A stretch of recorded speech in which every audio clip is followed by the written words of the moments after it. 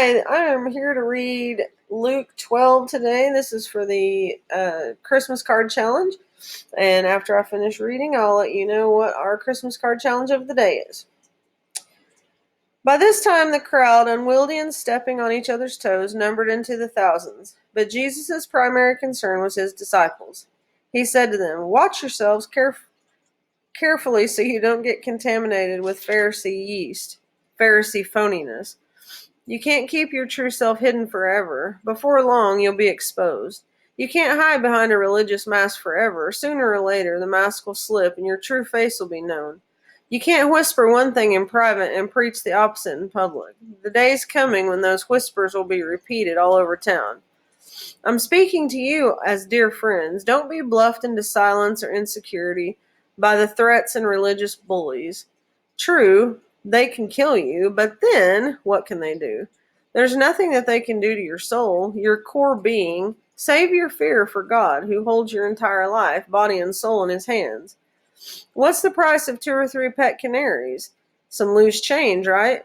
But God never overlooks a single one, and he pays even greater attention to you down to the last detail, even numbering the hairs on your head. So don't be intimidated by all this bully talk. You're worth more than 1,000,000 canaries. Stand up for me among the people you meet, and the Son of Man will stand up for you before all God's angels. But if you pretend you don't know me, do you think I'll defend you before God's angels?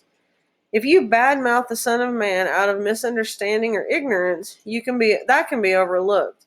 But if you're knowingly attacking God himself, taking aim at the Holy Spirit, that can't be overlooked. When they drag you into their meeting places or into the police courts before the judges, don't worry about defending yourselves, what you'll say or how you'll say it. The right words will be there. The Holy Spirit will give you the right words when the time comes. Someone out of the crowd said, "Teacher, order my brother to give me a fair share of the family inheritance." He replied, "Mister, what makes you think it's any of my business to be a judge or mediator for you?" Speaking for the people, he went on, "Take care, protect yourself against the least bit of greed. Life is not defined by what you have, even when you have a lot." Then he told them this story. The farm of a certain rich man produced a terrific crop.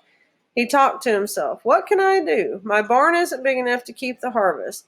Then he said, "Here's what I'll do. I'll tear down my barns and build bigger ones.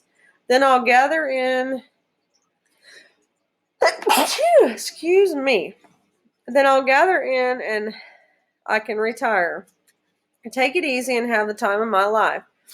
Just then, God showed up and said, "Fool, tonight you die, and the barn full of goods, who gets it?" That's what happens when you fill your barns with self and not with God. He continued this subject with his disciples. Don't fuss about what's on the table at mealtime or if your clothes in the closet are of fashion. There is far more in your inner life than the food you put in your stomach, far to the outer appearance than your clothes that you hang on your body.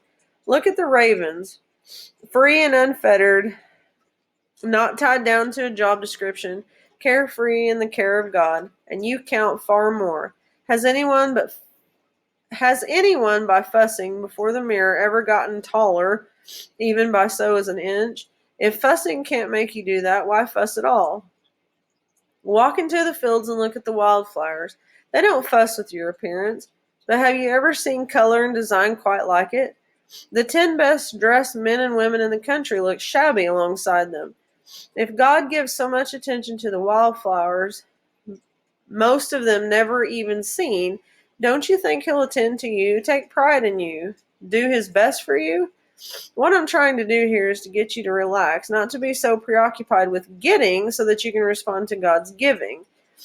People who don't know God and the way he works fuss over these things, but you know both God and how he works. Steep yourself in God reality, God initiative, God provisions. You'll find all of your everyday human concerns will be met. Don't be afraid of missing out. You're my dearest friends. The Father wants to give you the very best in the kingdom itself. Be generous. Give to the poor. Get yourself a bank that can't go bankrupt. A bank in heaven, far from bank robbers, safe from embezzlers. A bank that you can bank on. It's obvious, isn't it? The place where your treasure is the place you will most want to be and end up being. Keep your shirts on, keep your lights on, be like house servants waiting for their master to come back from their honeymoon, awake and ready to open the door when he arrives and knocks. Lucky the servants whom master finds on watch. He'll put on an apron, sit them at the table, and serve them a meal, sharing his wedding feast with them. It doesn't matter what time of the night he arrives, they're awake and so blessed. You know that if the house owner had known what night the burglar was coming, he wouldn't have stayed out late and left the place unlocked. So don't you be so slovenly and careless. Just when you don't expect him, the Son of Man will show up. Peter said, Master, are you telling this story just for us, or is it for everybody? The master said, Let me ask you, who is the dependable manager, full of common sense, that the master puts in charge of his staff to feed them well and on time? He is a blessed man if when the master shows up, he's doing his job. But if he says to himself, the master is certainly taking his time, begins maltreating the servant and maids, throws parties for his friends and gets drunk, the master will walk in when you least expect it, give him the thrashing of his life, and put him back in the kitchen peeling potatoes. The servant who knows what his master wants and ignores it, is insolently does whatever he pleases, will be thoroughly thrashed. But if he does a poor job through ignorance, he'll get off with a slap on the hand. Great gifts mean great responsibilities. Greater gifts, greater responsibilities. I've come to start a fire on this earth. How I wish it were blazing right now. I've come to change everything, turn everything right side up. How I long for it to be finished. Do you think I came to smooth things over and make everything nice? Not so. I've come to disrupt and confront.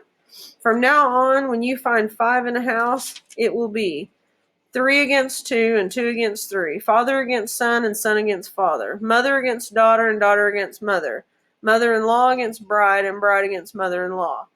Then he turned to the crowd. When you see clouds coming in from the west, you say, storm's coming, and you're right.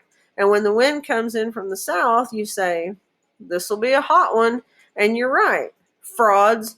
You know how to tell the change of the weather, so don't tell me you can't tell a change in the season, the God season we're in right now. You don't have to be a genius to understand these things. Just use your common sense. The kind you'd use if while being taken to court, you decide to settle up with your accuser on the way, knowing that if the case went to the judge, you'd probably go to jail and pay every last penny of the fine. That's the kind of decision I'm asking you to make. All right, so that was chapter 12, and today's challenge is to send a Christmas card to a newlywed, a newly married couple.